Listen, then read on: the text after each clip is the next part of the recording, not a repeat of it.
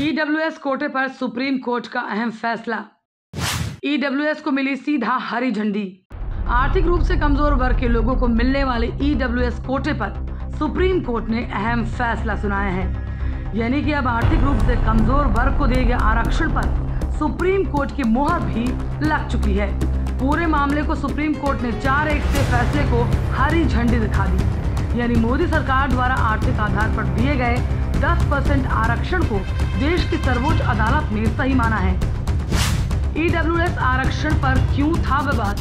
EWS Kota संशोधन का विरोध करते हुए इसे पिछले दरवाजे से आरक्षण की मूल अवधारणा को खत्म करने का प्रयास बताते हुए संविधान का उल्लंघन बताया गया था। सुप्रीम कोर्ट में सुनवाई के दौरान तमिलनाडु की तरफ से पेश वरिष्ठ अधिवक्ता शेखर नाफरे ने ईडब्ल्यूएस कोटे का विरोध करते हुए कहा था कि आर्थिक मानदंड वर्गीकरण का आधार भला कैसे हो सकता है।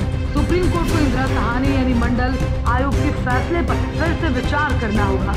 यदि वो इस आरक्षण को बनाए रखने का फैसला करता है तो आरक्षण कितना सही, विकास या बराबरी के मौके खत्म। इधर याचिकाकर्ताओं का कहना है कि अगर ये कोटा बना रहा तो बराबरी के मौके समाप्त हो जाएंगे। सुप्रीम कोर्ट में 7 दिन तक चली सुनवाई के बाद कोर्ट ने ईडब्ल्यूएस आरक्षण के मामले पर 27 सितंबर को फैसला सुरक्षित रख लिया था। चीफ जस्टिस यूयू ललित ने ईडब्ल्यूएस कोटे के खिलाफ राय रखी है। उन्होंने कहा कि वो जस्टिस भट्ट के निर्णय के साथ है। इस तरह ईडब्ल्यूएस कोटे के खिलाफ सुप्रीम कोर्ट का फैसला 3-2 का रहा। गौरतलब है कि चीफ जस्टिस का आज आखिरी वर्किंग डे भी है। सरकार ने दिया सामाजिक न्याय का हवाला।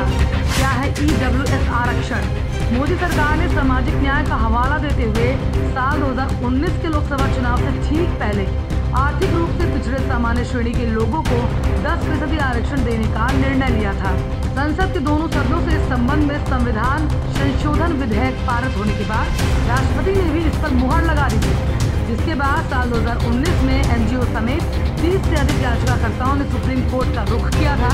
इन याचिकाओं में संविधान के अनुच्छेद 15 और 16 में संशोधन किए जाने को चुनौती दी गई थी। साल 2005 में तत्कालीन यूपीए सरकार ने major general retired SR Sinha आयोग का गठन किया था, जिसे साल 2010 में अपनी रिपोर्ट पेश की थी।